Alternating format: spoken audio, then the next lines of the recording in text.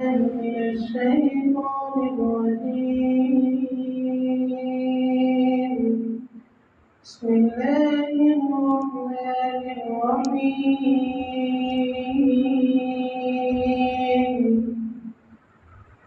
وبكفرهم وقولهم على مريم بهتانا عظيما وقولهم إنا قتلنا المسيح عيسى ابن مريم رسول الله